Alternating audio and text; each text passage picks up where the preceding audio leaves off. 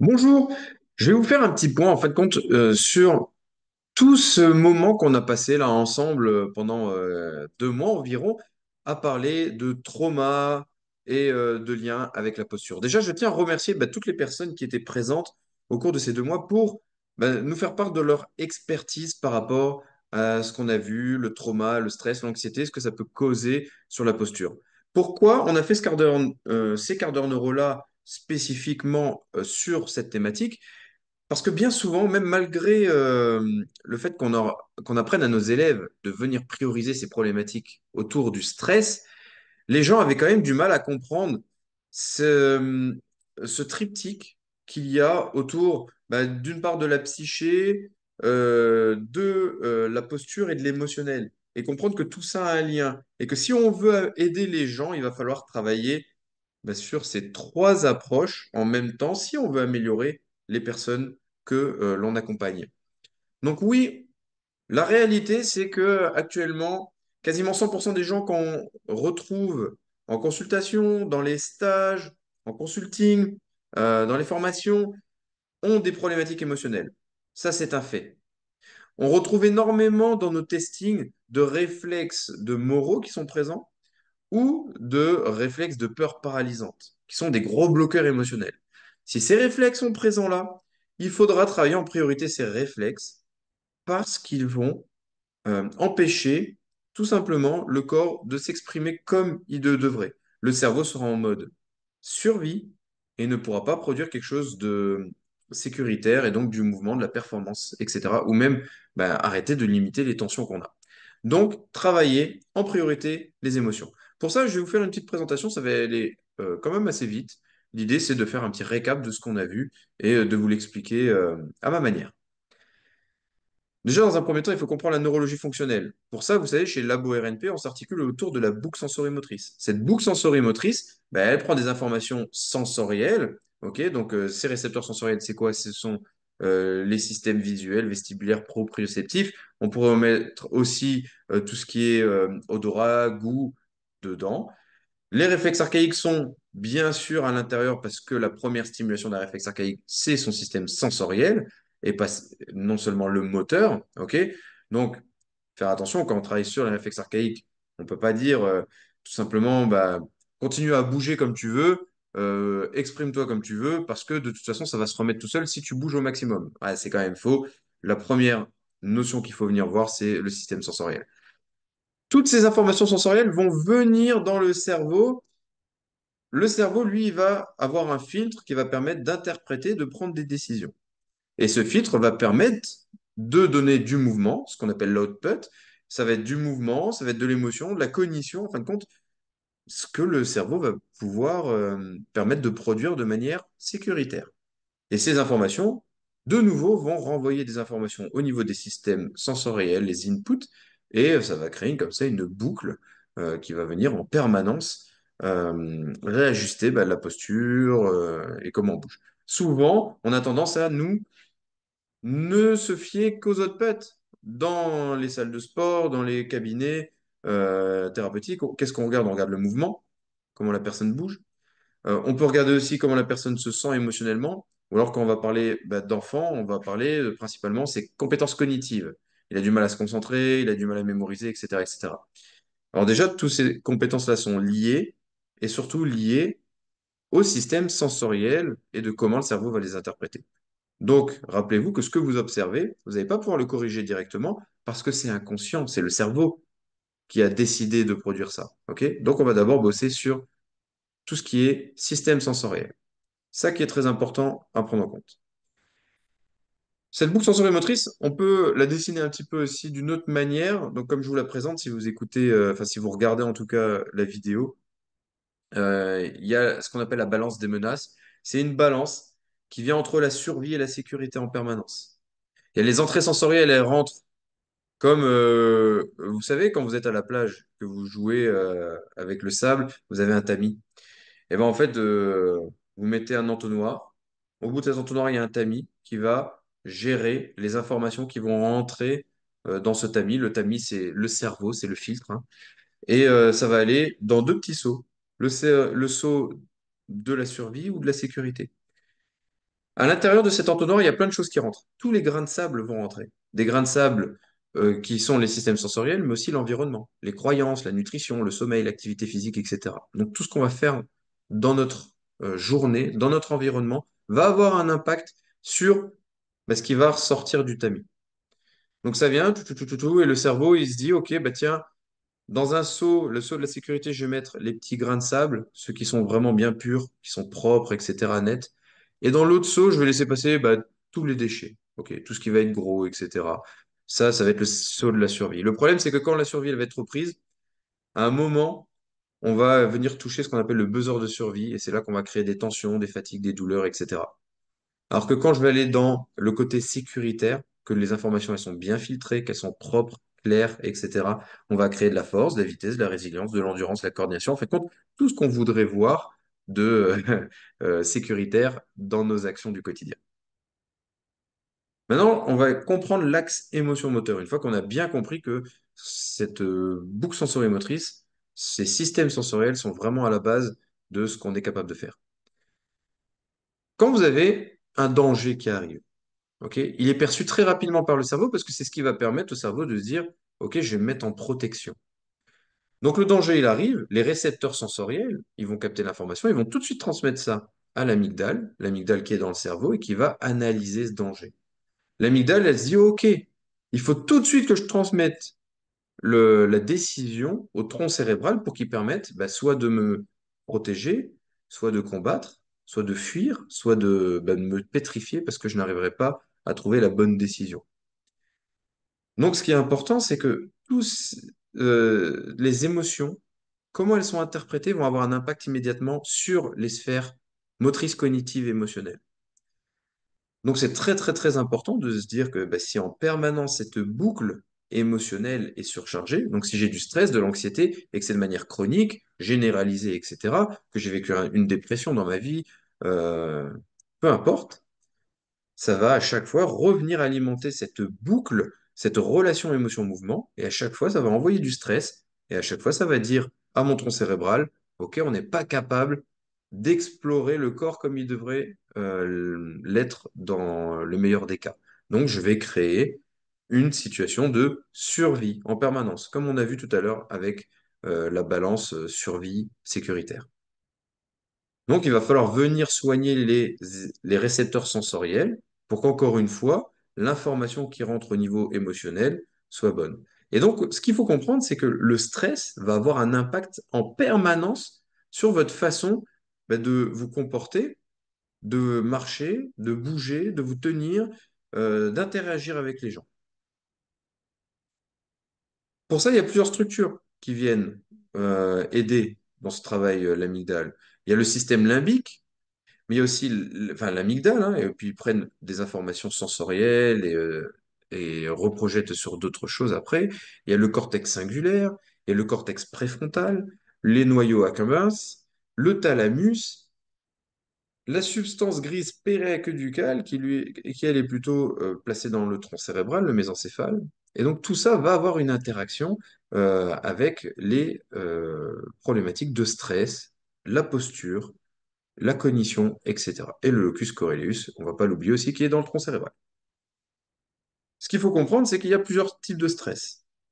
Il y a le stress aigu, qui à la limite peut être bon. Vous savez, vous allez faire une compétition, je suis stressé, mais ça me donne le peps, c'est positif. Si on vous annonce par exemple un décès, c'est un stress qui va être aigu, mais il va s'en aller, s'enlever au fur et à mesure du temps. Par contre, il y a du stress qui s'installe de manière chronique. Celui-là, il s'accumule au fil du temps, il provoque un épuisement.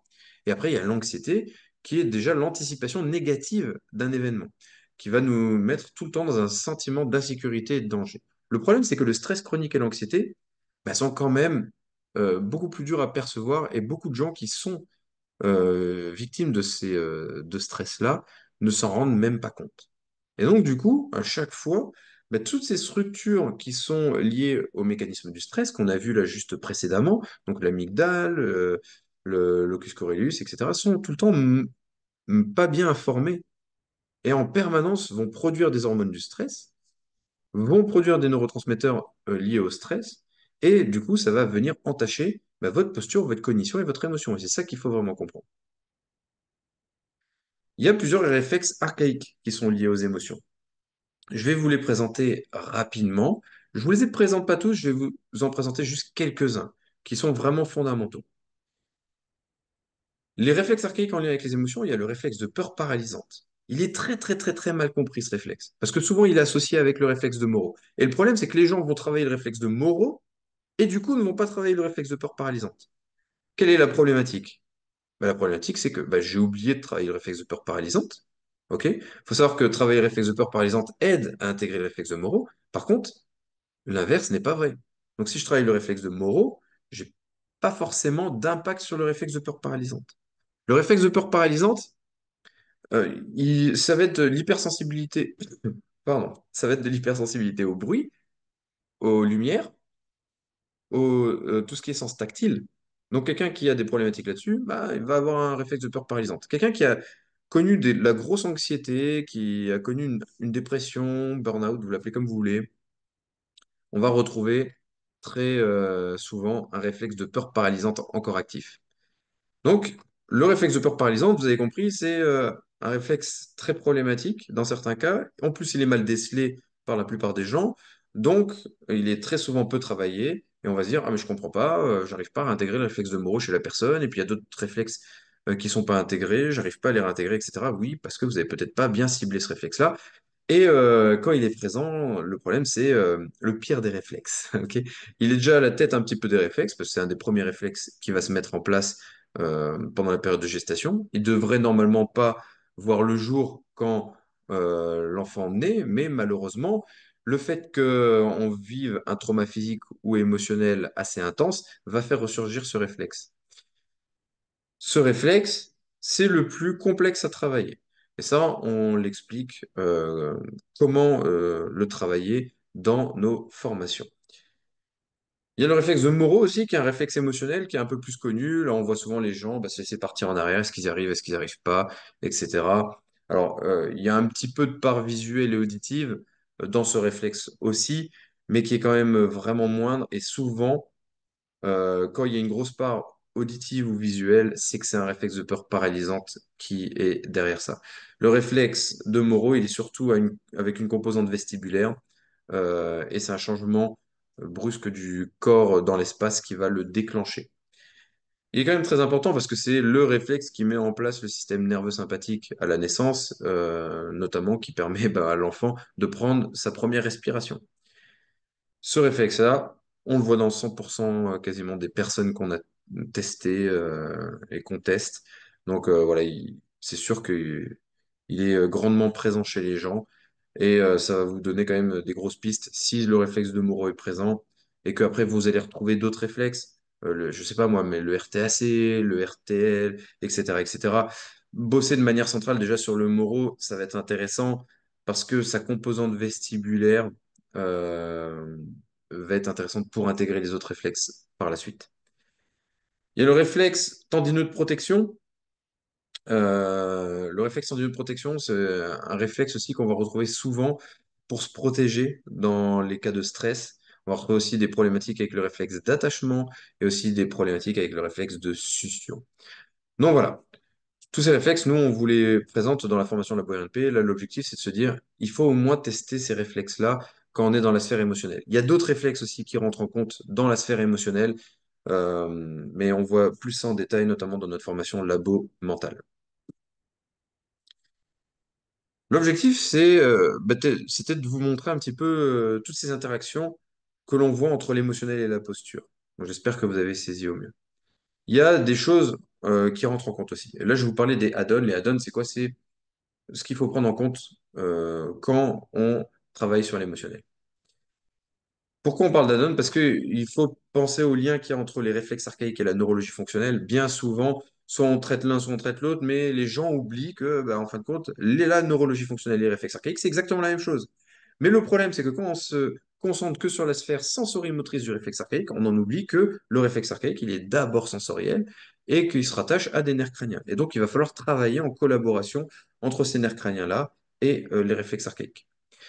On va parler aussi un petit peu de l'approche thalamique. Donc, c'est le thalamus. Le thalamus, c'est très important de venir le travailler parce que c'est un petit peu comme, vous savez, un opérateur téléphonique qui doit passer plusieurs coups de fil. Il a plusieurs coups de fil et puis il doit basculer le coup de fil vers le directeur, vers le bureau marketing, etc., etc. Le problème, c'est que des fois, il est surchargé et des fois, il est trop peu chargé. Et donc là, il va falloir lui apporter les bonnes stimulations au bon moment en fonction de la problématique de la personne. Ça aussi, c'est des choses qu'on apprend dans la formation de la bonne AP.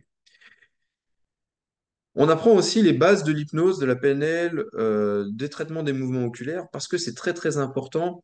On sait qu'il y a des gros changements, des grosses modifications qui sont apportées quand on travaille sur l'hypnose par rapport au stress, à l'anxiété, etc. Il y a beaucoup d'études qui sont faites là-dessus. Je vous laisserai regarder ça. C'est très intéressant. Vous avez peut-être vu nos élèves, notamment pendant le calendrier de l'Avent, qui travaillent avec des lunettes de différentes couleurs. Ça, c'est de la chromothérapie. Euh, la chromothérapie, ça va être pour venir justement réguler un petit peu cette approche qu'on a au niveau du thalamus, l'approche thalamique. D'ailleurs, je vais en parler parce qu'on entend parler de plus en plus aussi, l'approche du docteur Melillo entre cerveau gauche, cerveau droit. Donc oui, c'est important de travailler cerveau gauche, cerveau droit, mais ce qu'on fait, c'est une approche thalamique avant de travailler plus spécifiquement sur cerveau gauche, cerveau droit. Il y a la nutrition qui est à prendre en compte aussi, qui est très très importante dans un suivi, parce que la nutrition, il va y avoir une communication qui va se passer entre le système digestif et le cerveau, ok, notamment par le nerf vague, et aussi le sport, parce que c'est très important de mettre les gens au sport. D'ailleurs, on voit là sur les images, je vous ai montré une petite image là sur la gauche, on voit c'est le cerveau, les interactions qu'il y a dans le cerveau après avoir été assis de manière tranquille et après avoir fait une marche de 20 minutes. On voit qu'il y a quand même des interactions beaucoup plus nombreuses et qu'il y a des stimulations qui sont apportées. Donc c'est très important de faire du sport. Notamment une dernière étude là, qui a été faite il y a peu de temps, elle est sortie en septembre 2023 de mémoire, qui fait un parallèle entre les antidépresseurs et la course à pied. Et on remarque qu'on a quand même des grandes améliorations au niveau de la dépression en faisant du sport, ok, par rapport aux antidépresseurs. Donc, on conseille, ça ne veut pas dire qu'il ne faut pas prendre d'antidépresseurs, ok, il y a des moments où il faut les prendre, mais qu'il faut faire du sport en parallèle parce que vous pouvez avoir des résultats qui sont très, très encourageants. Comment nous, ça se passe quand on fait un rendez-vous au niveau de la RNP, la reprogrammation neuroposturale? Notre objectif, ça va être d'activer le parasympathique. Rappelez-vous, quasiment 100% des gens qu'on voit ont un réflexe émotionnel qui est présent. Et donc, on va travailler sur l'activation du parasympathique, on va trouver ces liens entre les réflexes archaïques et la neurologie fonctionnelle qui dysfonctionne. Donc, on va venir travailler là-dessus. On va travailler sur la respiration, très très important. On va travailler sur le tactile pour tous les liens qu'il peut avoir avec l'émotionnel. On va travailler sur la première motricité primaire et sur notamment le réflexe de peur paralysante, surtout s'il est présent chez les gens. Hein. S'il n'est pas présent, bien sûr, on va pas le travailler. Mais moi, je vais quand même bien le tester et travailler certaines composantes et mécanismes autour de ce réflexe de peur paralysante pour voir vraiment s'il est bien intégré ou pas. Et on se donne la possibilité de pouvoir faire une séance sous l'état d'hypnose, ou en tout cas en étant bien relaxé, et après de conseiller à la personne d'aller voir un hypnothérapeute pour l'aider à travailler dans cette schématique de l'émotionnel. Ce qu'il faut pas oublier, donc là c'est plusieurs petites études qui font le lien entre la neuro, l'anxiété, le stress, etc. Ce qu'il ne faut pas oublier, c'est cette approche plurifactorielle. Il va falloir travailler avec plusieurs professions quand il y a vraiment des stress, de l'émotionnel qui est exacerbé. Vous ne pourrez pas régler cette problématique seul. Que vous soyez hypnothérapeute, sophrologue, préparateur mental, spécialiste de la reprogrammation neuroposturale, ou kiné, ou peu importe, s'il y a vraiment des gros stress, il va falloir faire appel à un réseau pour aider la personne à aller mieux. Et ce cheminement doit prendre en même temps le côté moteur, euh, psychologique, environnemental. Donc voilà, il va falloir tout prendre en compte quand vous suivez une personne qui a une problématique émotionnelle. J'espère que ça vous a plu, ce petit laïus qu'on a fait là pendant 2 mois entre le trauma et la posture. Et si ça vous a plu, bah, n'hésitez pas à commenter, quelle que soit la plateforme sur laquelle vous êtes, à partager les vidéos qu'on a faites sur ce sujet-là pour me montrer que ça vous a intéressé, parce qu'on a d'autres idées sur d'autres thématiques qui viendront dans l'année 2024. Passez de bonnes fêtes de fin d'année et à bientôt!